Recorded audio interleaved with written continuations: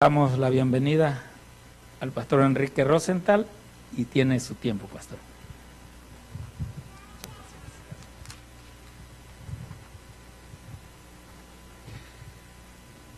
En esta tarde vamos a ver un tema que he titulado La relación con Roma.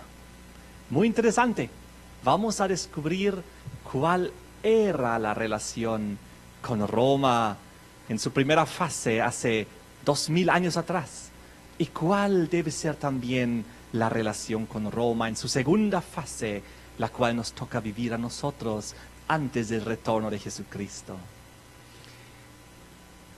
Roma, en las profecías de Daniel 2 y Daniel 7, es la cuarta y última potencia de la secuencia. La bestia terrible y espantosa. Así lo describe la profecía. Y la profecía lo describe como la potencia, un desolador. Y también lo describe como el enemigo del pueblo de Dios. Y la profecía lo describe como la potencia del dragón. También lo describe como la gran ramera. Oh, poderosas descripciones de esta cuarta y última bestia en la tierra, esta potencia romana en sus dos fases antes del retorno de Jesucristo. Quiero decirles que hay una gran diferencia entre lo que es el sistema, es decir, la potencia, y las personas, es decir, los habitantes de esa potencia. No se trata de convertir al sistema, no se trata de convertir la bestia, no, se trata de convertir a las personas, a los seres humanos, a los súbditos de esa potencia. Quiero decirles que esta cuarta bestia, la terrible y espantosa, la bestia romana en sus dos fases, está ligada a la historia del cristianismo a lo largo de la era cristiana. Pues recién el cristianismo surgió y se manifestó en esta cuarta bestia terrible, espantosa. El cristianismo todavía no existía allá en Babilonia, ni en Medo-Persia, ni en Grecia. No, surgió en esa fase final de la historia humana. Es por eso que toda la historia del cristianismo está ligada a la historia de Roma en sus dos fases. Yo quiero mostrarles una linda historia que se encuentra en Lucas capítulo 7, los versículos 2 al 10. Ustedes pueden leer, pero yo voy a resumir un poco. Lucas 7, 2 al 10, habla aquí de la experiencia de un centurión. Un centurión, es decir, un hombre que era parte del imperio romano, de la administración, era un dirigente de la cuarta bestia terrible, espantosa. Y con estos ejemplos veremos que se trata de convertir personas y no al sistema. Miren lo que pasó. El centurión, dice la Biblia, tuvo un siervo que estaba enfermo. Él oyó hablar de Jesús y rogó para que viniese Jesús a sanarlo a su siervo. La Biblia describe que este hombre, este centurión, era un hombre digno. Él amaba a los judíos. Él les edificó una sinagoga. Y también dice que él era un hombre humilde. Oh, aunque era un administrador, una persona de autoridad de la potencia romana, en su corazón pertenecía al reino eterno de Dios. Pues él era un hombre recto en su camino, buscó a Jesús. Y cuando finalmente Jesús se dispuso para venir y sanar a su siervo, este centurión dijo lo siguiente: Señor, no te molestes, pues no soy digno de que tú entres bajo mi techo. ¡Wow! ¡Qué humildad de este centurión, de este hombre de autoridad del imperio romano! Y él siguió diciendo: solo di la palabra y mi siervo sanará. Recordemos la historia, ¿no es así? ¿Y qué pasó? El siervo sanó en esa misma hora.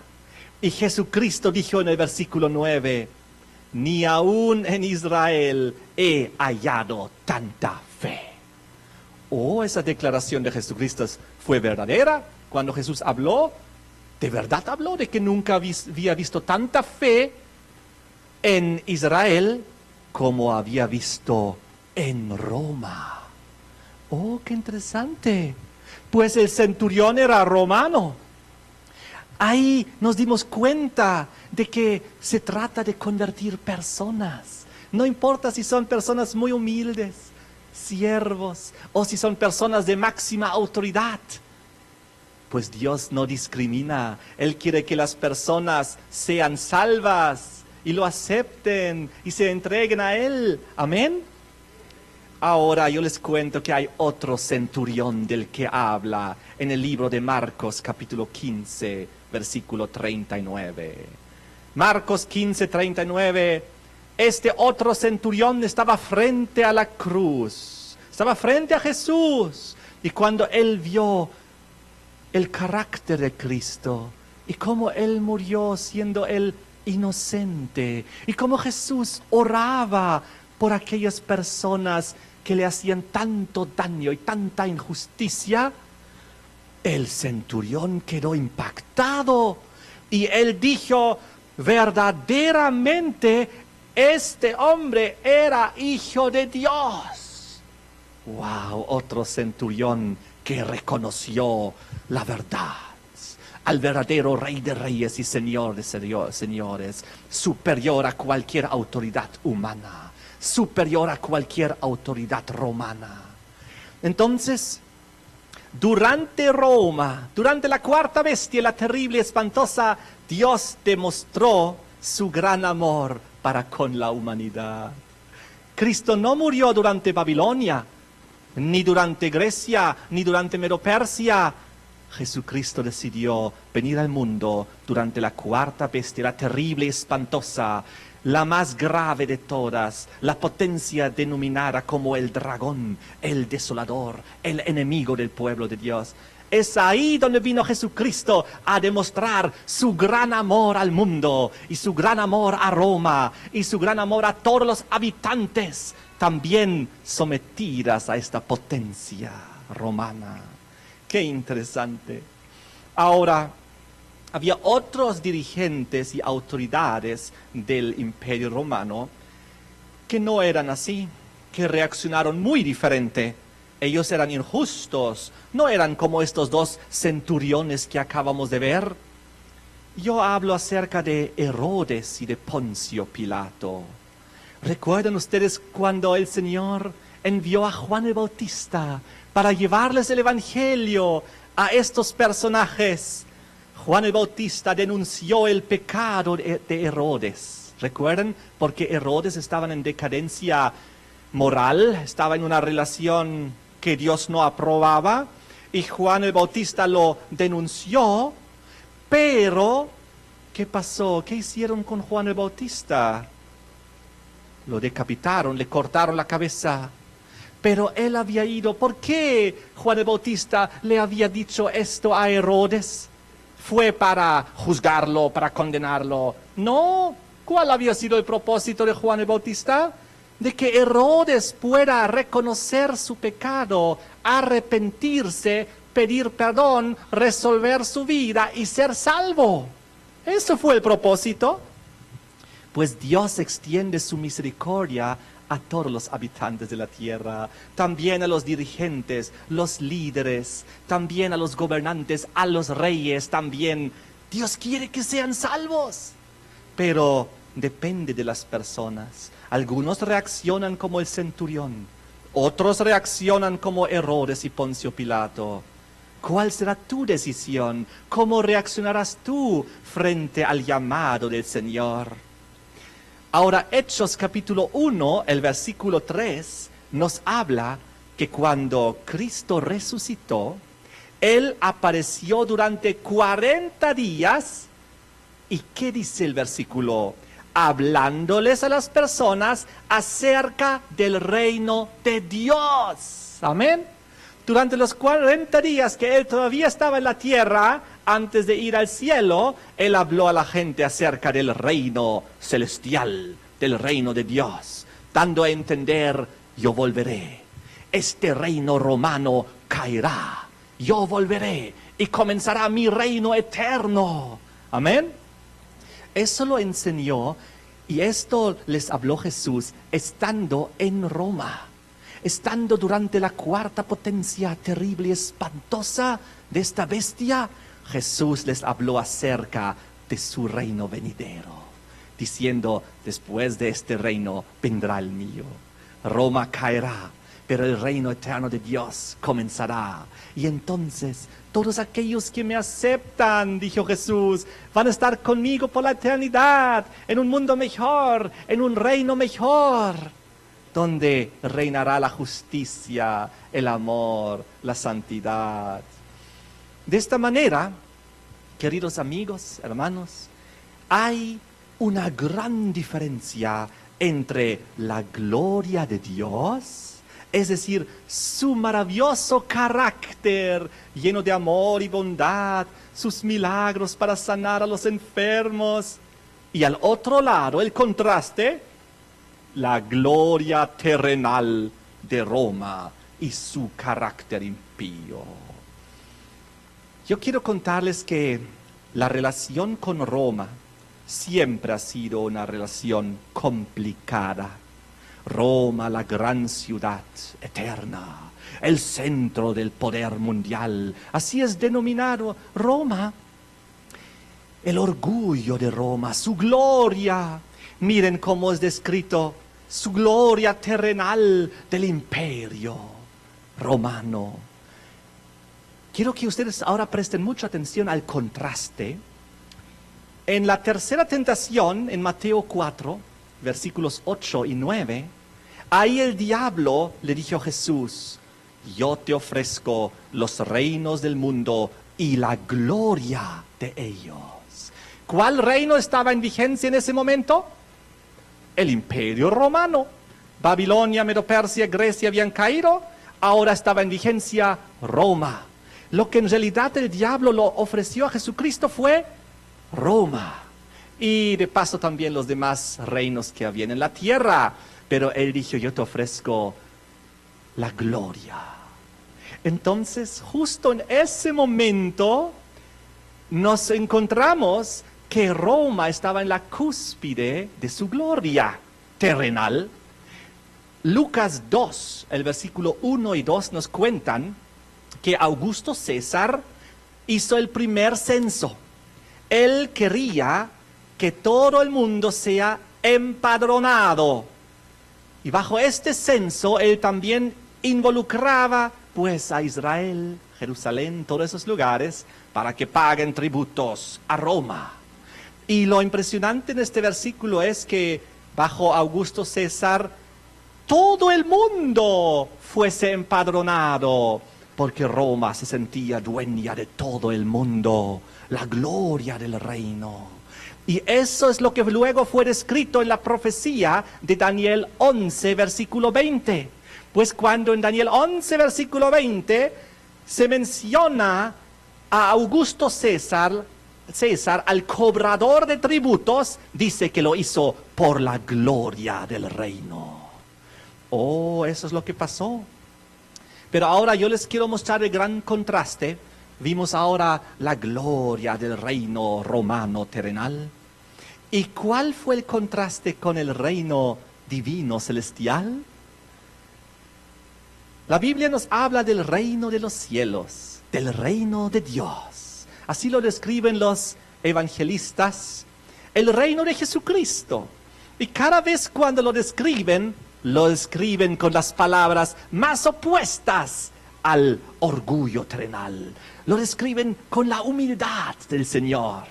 ¿Saben? Aquí en Marcos capítulo 4, versículos 30 al 32, el reino de los cielos en la parábola es comparado a una semilla de mostaza. Oh, una semilla de mostaza es tan pequeñita como un azúcar, un granito de azúcar o de sal, así pequeñito. Entonces el Señor Jesús describió que su reino celestial era comparado a una semita tan pequeñita. Fíjense la humildad en contraste con Roma y su gloria terrenal. Todo el mundo. ¿Se dan cuenta? Entonces Jesús siguió relatando en Lucas capítulo 12, versículo 32, de la humildad de su reino eterno celestial. Y él dijo: manada pequeña, no temáis. Manada pequeña. Oh, qué contraste con la gloria terrenal de Roma. Y luego cuando Jesús lo describe en Lucas capítulo 6, versículo 20, en las bienaventuranzas, él dice: de los pobres de espíritu, es decir, de los humildes es el reino de Dios. Amén. ¿Qué buscas tú? ¿Buscas tú en tu vida humildad? ¿Buscas tú en tu vida ser siervo? Lo pequeño. Entonces tú estás en un buen camino. Entonces tú estás en un buen camino para ser parte del reino celestial. Pero si tú buscas la gloria terrenal, la gloria de esta tierra, de las naciones y los aplausos del mundo, entonces tu carácter se adapta bien a la cuarta bestia terrible y espantosa con su carácter de la gloria terrenal. Oh, cada uno de nosotros tiene que tomar una decisión. Pero yo les invito a que tomemos la decisión por el reino celestial, por el reino de Dios y su humildad. Sigue la descripción aquí en Mateo capítulo 18, versículo 3 y 4. Aquí el Señor Jesús nos habla y dice que debemos ser humildes como niños para poder entrar en el reino de los cielos. Otra vez el Señor, la misma simbología de la humildad. Como un niño tienes que llegar a ser tierno, humilde, respetuoso. Así para que tú puedas ser parte del reino celestial. Y otra vez en otro lugar de la Biblia Jesús refuerza el concepto en Mateo 20, versículos 20 al 22. Aquí había una madre. Ella era la madre de Santiago, que era Jacobo, y de Juan. Y ella vino donde Jesús y le dijo: oh, por favor, en tu reino, haz que mis dos hijos, uno se siente a tu lado derecho y otro a tu lado izquierdo. Máxima gloria, máxima autoridad, máximo honor para mis dos hijos. Oh, ¿estaba bien la madre o estaba equivocada? ¿Había entendido ella el plan de Dios? No, no había entendido. Jesús le responde: no sabéis lo que pedís. Porque lo que estaba pidiendo más bien se adaptaba a la cuarta bestia terrible y espantosa. Es decir, buscar la gloria terrenal y los asientos y los puestos de honor y de autoridad. No. Jesús le dijo: debemos ser siervos, humildes, los últimos. Amén. Ahora, esta historia de Cristo está muy relacionada a la historia del anticristo de Roma. Quiero mostrarles, antes ya lo hemos dicho, de que el cristianismo se manifestó durante la cuarta bestia terrible espantosa, Roma, en sus dos fases. Y el cristianismo, toda la era cristiana, desde hace 2000 años hasta el retorno de Jesucristo, está relacionada también a la historia de Roma, de la cuarta bestia terrible espantosa. Y ahora les quiero mostrar una cosa muy interesante. Vengan conmigo. Roma siempre quiso someter al pueblo de Dios. Roma siempre quiso en su grandeza y su orgullo destruir también a Jesucristo, pero lo curioso es que con sus actitudes colaboró sin querer en el cumplimiento de las profecías. Les voy a mostrar 3 ejemplos. Recordemos César Augusto. Él era el cobrador de tributos bajo la gloria del reino romano. Y él hizo un censo, y por causa de ese censo, el empadronamiento, pues Jesús llegó a estar ¿dónde? En Belén. Y en Belén tenían que ir, pues ahí era su lugar de origen y José y María tenían que ir. Y ahí nació Jesucristo por causa del empadronamiento de Augusto César. Por causa de que César quería cobrar más tributos a los hebreos. Entonces, gracias a estas circunstancias, se cumplió la profecía de Miqueas capítulo 5, versículo 2. En Miqueas 5, versículo 2 decía que de Belén, la más pequeña de ti, me saldrá el que será Señor en Israel. ¿Qué decía entonces aquí? De que Belén era la más pequeña de las 12 tribus, y de ti me saldrá el que será Señor de Israel. Luego el cumplimiento vino en Mateos capítulo 2, versículos 5 y 6. Jesús nació ahí, en Belén, y se cumplió la profecía. ¿Y por qué? Porque Augusto César, en su gloria de Roma, quiso también cobrar más tributos a los judíos. Y es por eso que también esta profecía fue dirigida y se cumplió. En otras palabras, es como si Roma se hubiese metido un autogol, digámoslo así. Pero sigamos al segundo ejemplo. Luego, después del nacimiento de Cristo, el rey Herodes escuchó que un niño rey estaba por nacer, Jesús, o que había nacido. Y entonces su decisión fue matar a todos los niños para que no haya otro rey. Pues el rey Herodes, administrador de Roma, él vio amenazada su soberanía romana y él no admitía que se hable de otro rey. Herodes temía ser destronado. Y entonces, ¿qué pasó? A causa de la matanza de los niños, ¿qué pasó con Jesús? María, José, el ángel vino y dijo, huyan, ¿a dónde? A Egipto. Y entonces Jesús llegó a estar en Egipto en su infancia, ¿no es así? ¿Por qué?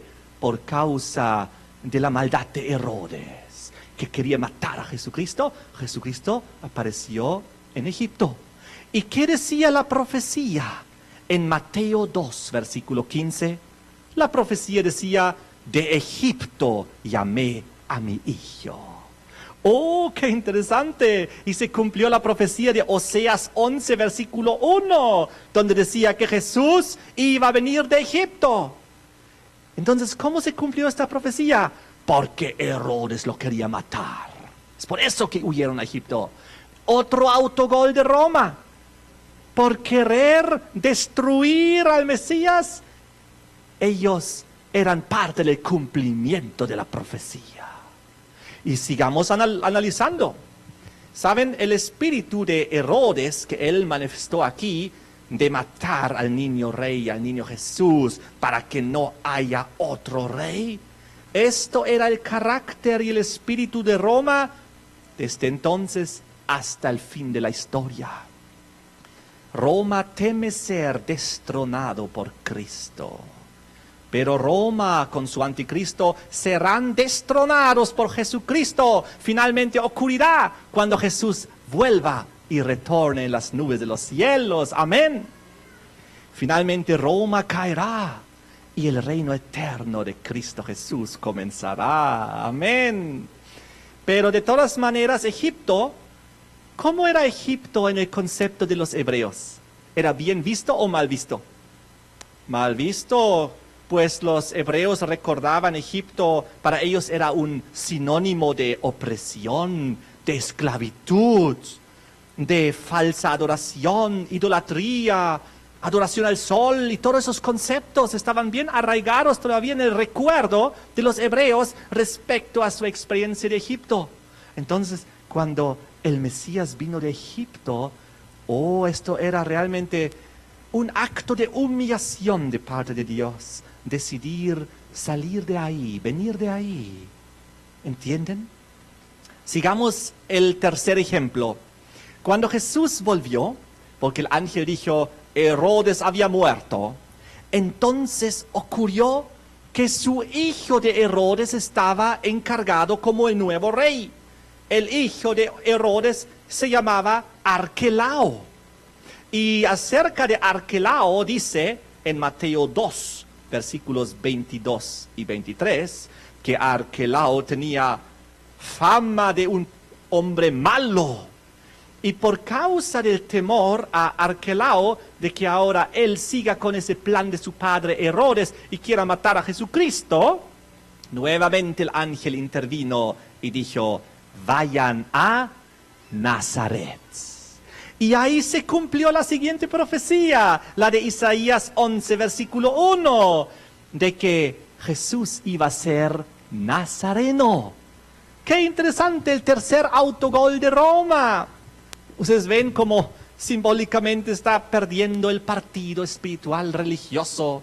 Pues cada vez que intenta dañar y destruir a Jesucristo o a su pueblo, hace indirectamente que las profecías se vayan cumpliendo. Y entonces Natanael dijo en Juan 1:46, de Nazaret puede salir algo bueno. Ahora les pregunto, ¿se han dado cuenta en estos tres ejemplos que había una simbología que acompañaba cada vez el lugar de donde Jesús se iba a manifestar? Primero dijo, Belén, la más pequeña. Luego dijo, de Egipto llamé mi hijo, de aquel lugar desprestigiado. Luego dijo, de Nazaret, Nazareno será llamado. ¿Y qué cosa buena puede salir de Nazaret? ¿Se dan cuenta? Dios escogió todo esto a propósito para demostrar su humildad frente al orgullo de Roma. ¿Entendemos una vez más este impresionante contraste? Y ahora veremos la experiencia de Pablo. ¿Cuál fue la experiencia de Pablo con la cuarta bestia, la terrible y espantosa Roma? En primer lugar, Pablo era un ciudadano romano. Él era Pablo de Tarso. Y Tarso era una ciudad próspera e importante. Así lo describe Hechos 21:39.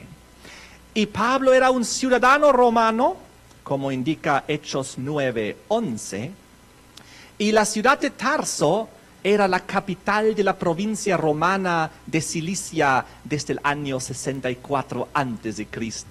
Es decir, era parte del imperio romano casi desde un inicio de su fundación como imperio. ¿Y qué pasó? Después de su conversión, Pablo recibió un ministerio especial. Lo pueden leer ustedes en Hechos capítulo 9, versículo 15. Veamos juntos. Hechos, capítulo 9, versículo 15.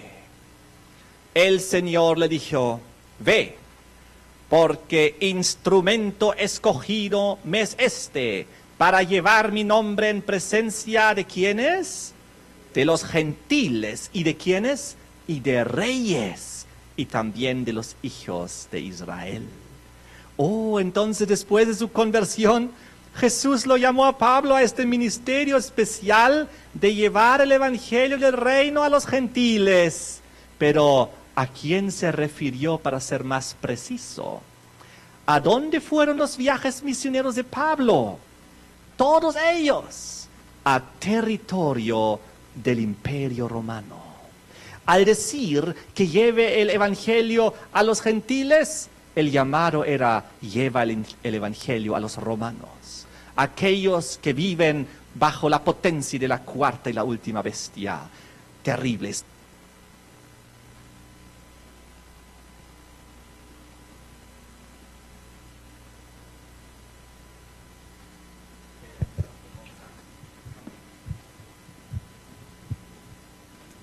Muchas gracias, muchas gracias. Se fue la batería.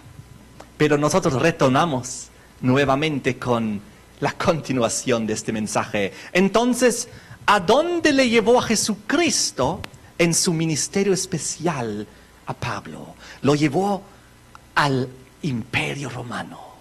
Esto es impresionante. Al decir, anda a llevar el evangelio a los gentiles, era como decir, lleva el evangelio a los romanos, a todos los que están sometidos a la cuarta bestia terrible, espantosa.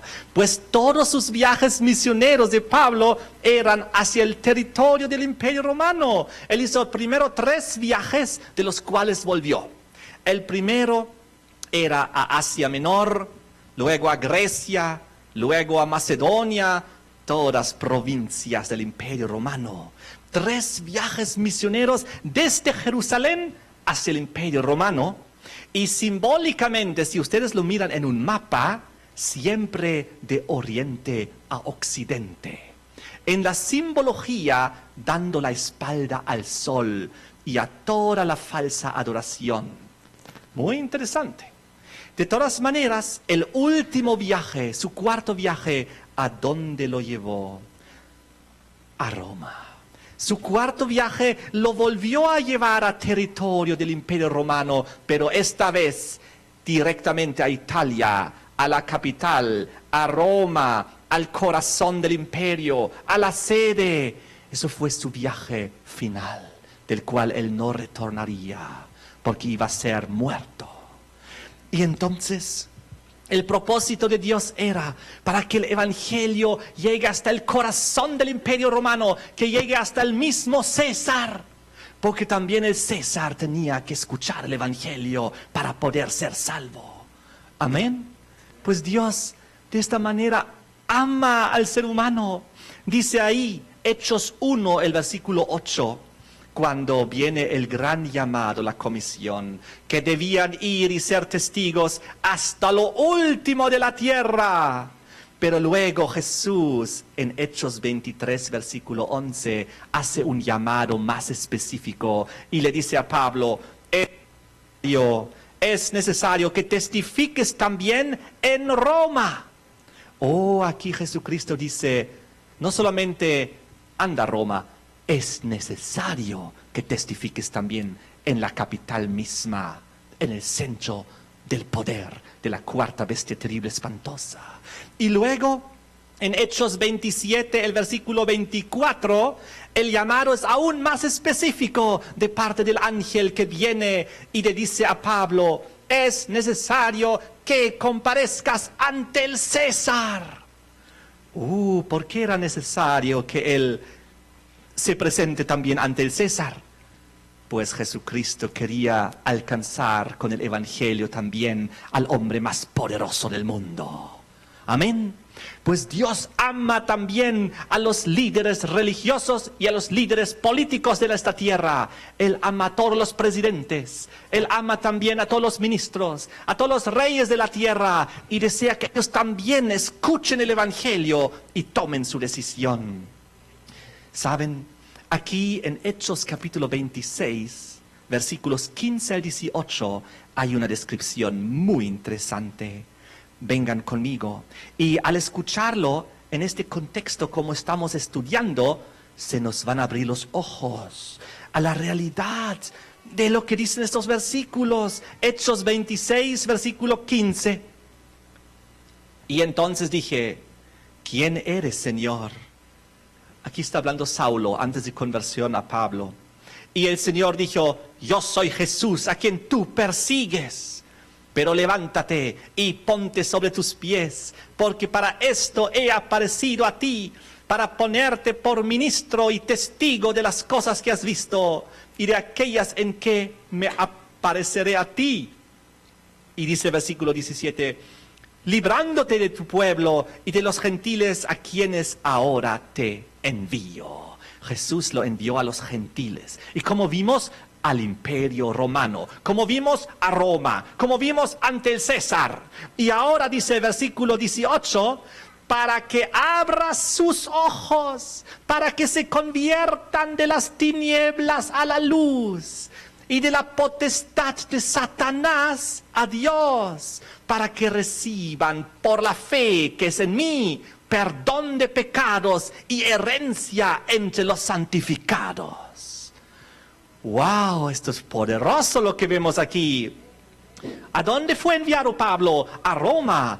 al centro mismo de la cuarta bestia terrible espantosa, ante el César mismo. Y Dios dice aquí, Jesús dice a Pablo, para que se conviertan de las tinieblas a la luz.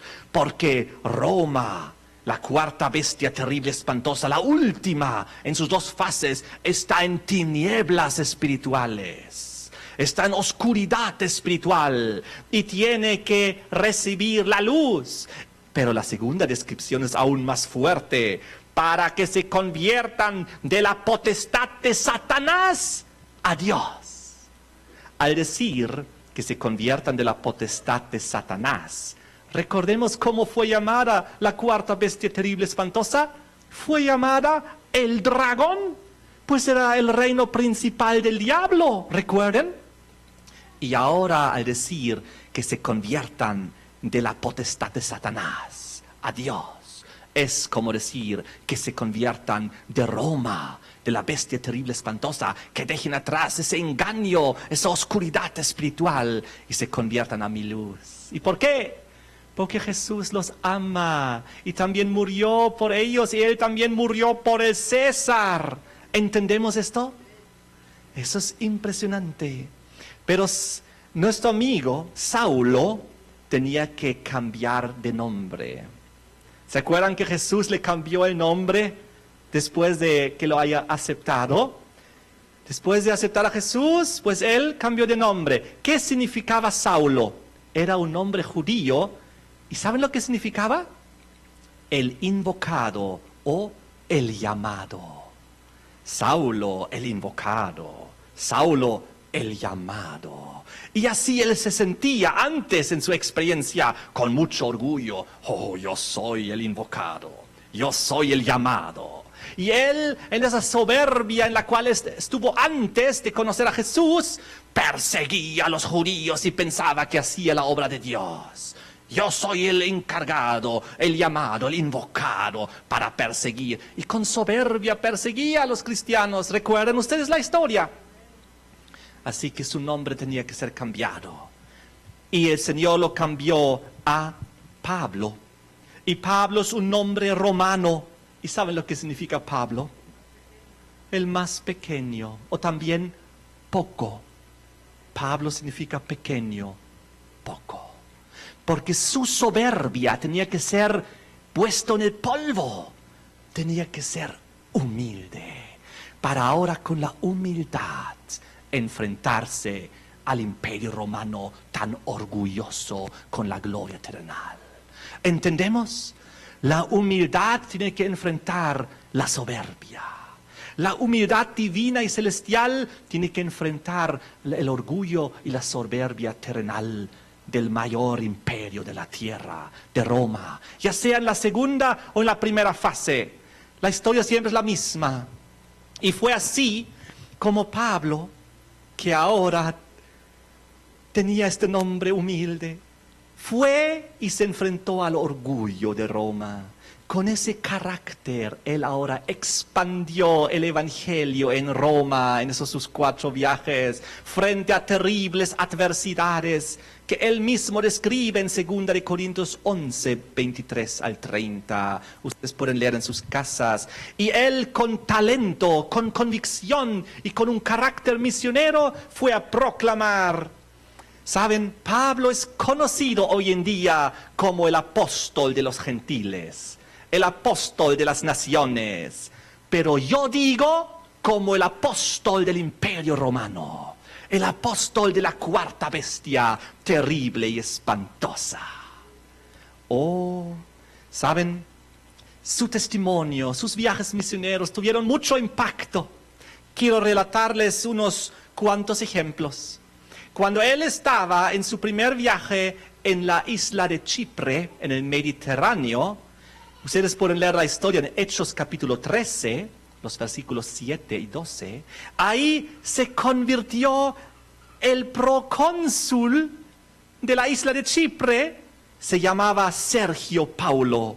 Un romano se convirtió cuando Pablo llegó y le llevó el evangelio, un procónsul. Antes vimos también 2 centuriones, ¿recuerdan? Y luego en Hechos 24 Aquí tenemos que leer un versículo muy interesante. En Hechos capítulo 24, en los versículos 24 al 26, relata la experiencia con el gobernador Félix y Drusila, su esposa.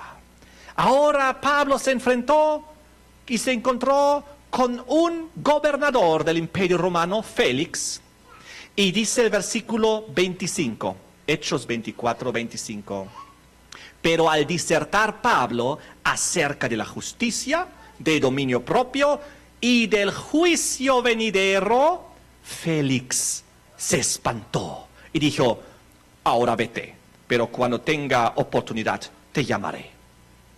Oh, qué pena, el gobernador Félix pudo haber sido salvo. Él escuchó el evangelio, pero en vez de aceptarlo, le entró temor y lo despidió, lo despachó a Pablo. ¡Qué tristeza!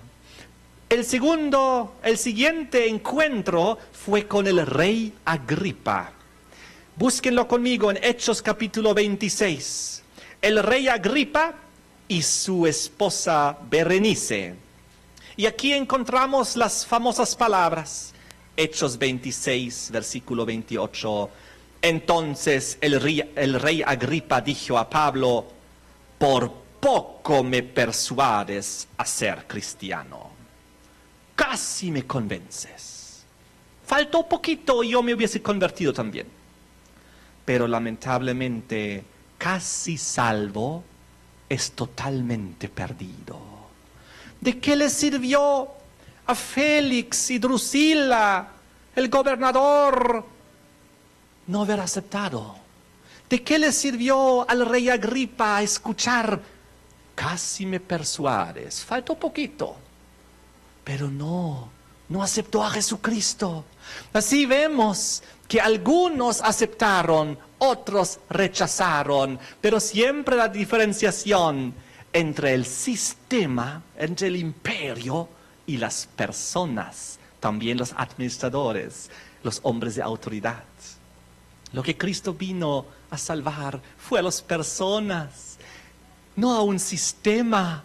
La bestia, la cuarta terrible y espantosa, pues así se mantiene hasta que venga Jesucristo y será destruida en su venida, como sistema, como institución, como potencia, como reino.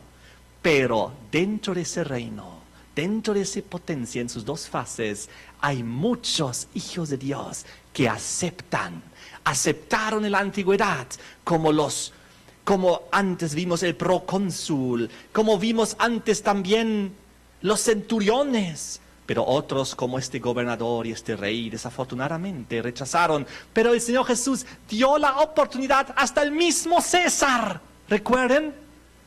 Porque nadie está excluido de la gracia del Señor. Todos tienen la oportunidad y la opción de aceptar o rechazar. Así fue, algunos aceptaron, otros rechazaron. Cuando finalmente Pablo llegó a Roma, preso del Imperio Romano, ¿a qué se dedicaba él? Hechos 28, versículo 23, nos indica que él se dedicó a testificar el reino de Dios todo el día.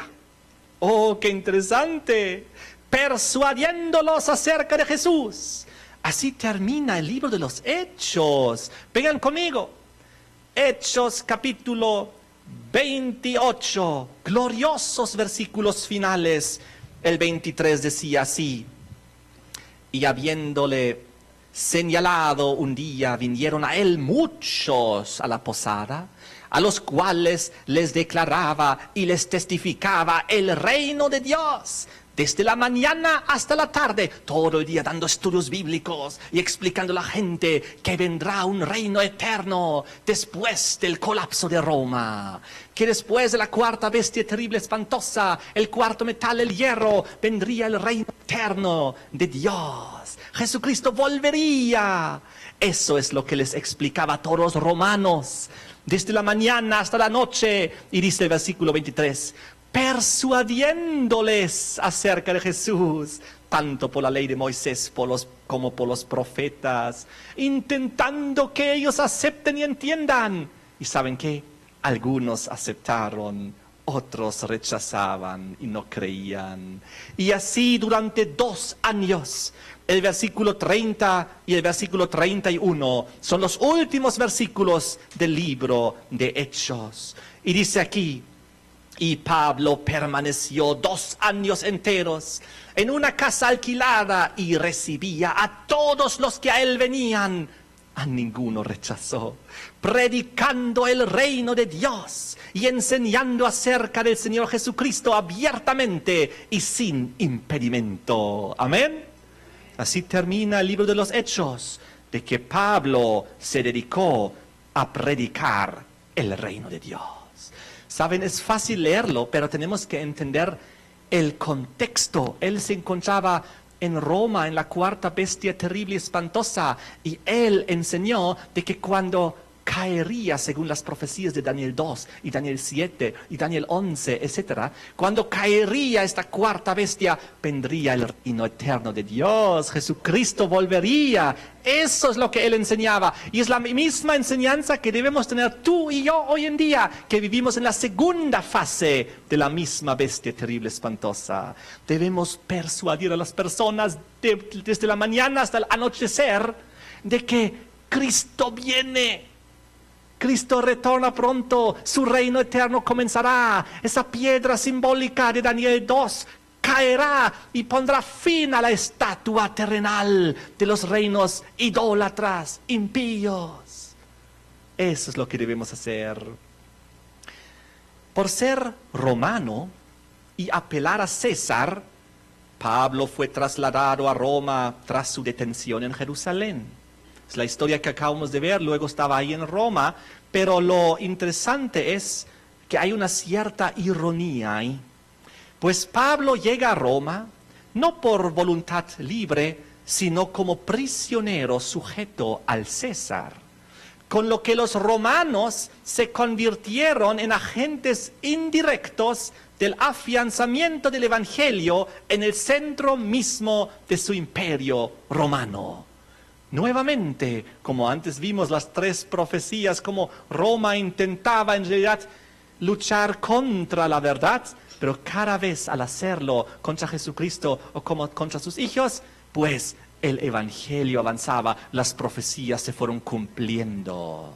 ¿Se dan cuenta? Es una lucha entre Roma y Cristo.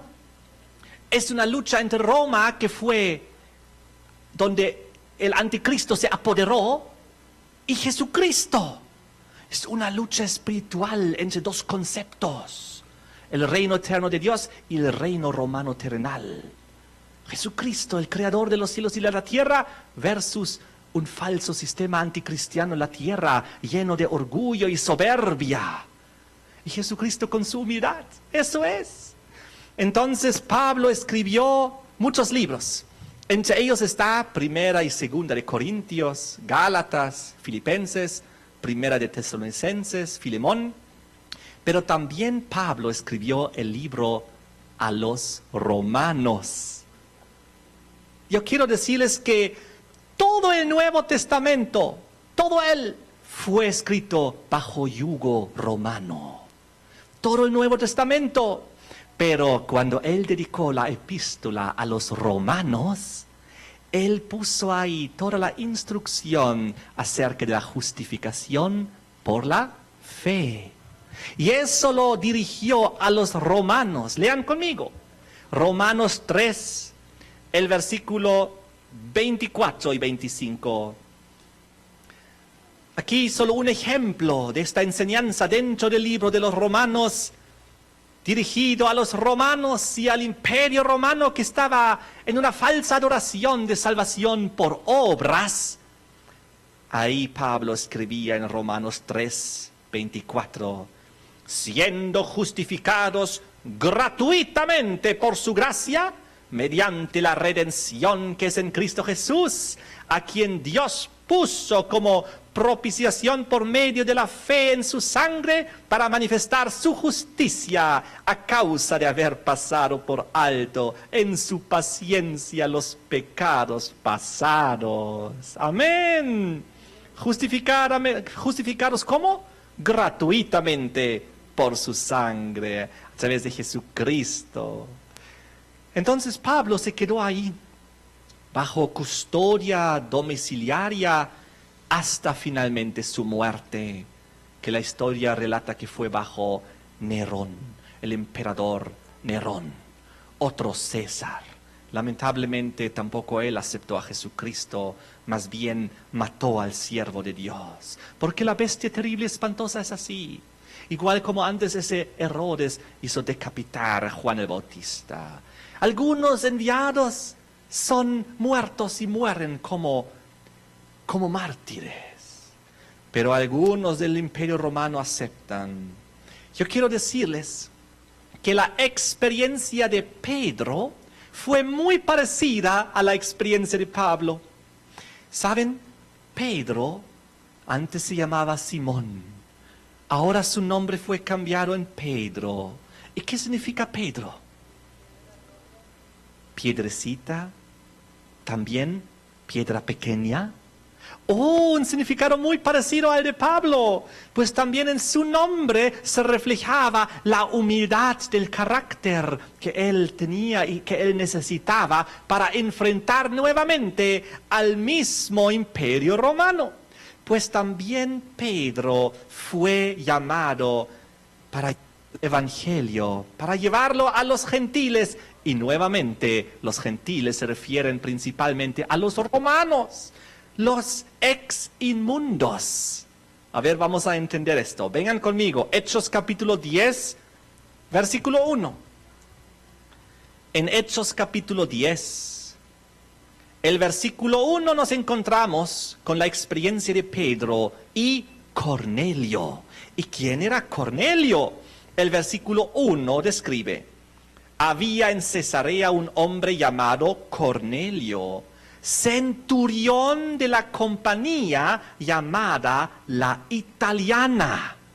Aquí tenemos ahora otro centurión de una compañía de legionarios del Imperio Romano llamada la Italiana. Ahora voy a resumir un poco la historia. Voy a mencionar el versículo y ustedes pueden también, si quieren, leerlo ahí. En el versículo 2 dice que este hombre era un hombre piadoso, temeroso de Dios. Él daba limosnas, muchas limosnas. Él oraba siempre a Dios. El versículo 3 indica que tuvo una visión y vino un ángel. Y en el versículo 5, el ángel le dice: haz venir a Pedro. Entonces el versículo 7 indica que él envió a 2 de sus criados y a un soldado devoto. ¡Qué interesante! Un soldado del Imperio Romano que también era devoto, igual como este mismo centurión, que aunque él era un administrador, un hombre de autoridad en el Imperio Romano, él también era un centurión que hacía la voluntad de Dios. Miren lo que pasó al mismo tiempo, una otra escena. Al mismo tiempo, Pedro tuvo una visión en los versículos 10 al 16. Y 3 veces en esta visión bajó un gran lienzo con toda clase de animales inmundos y había una voz que apareció y le dijo: mata y come. 3 veces. Y el versículo 14 dice: Pedro dijo: no, Señor, no, ninguna cosa común o inmunda he comido jamás. ¿Cómo voy ahora a comer estos animales inmundos y esos reptiles? Y el versículo 17 decía que él estaba perplejo sobre lo que significaba la visión. Él no entendía qué significa esta visión.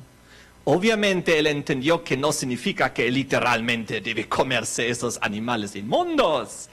Él estaba perplejo. ¿Qué significa? Versículo 19.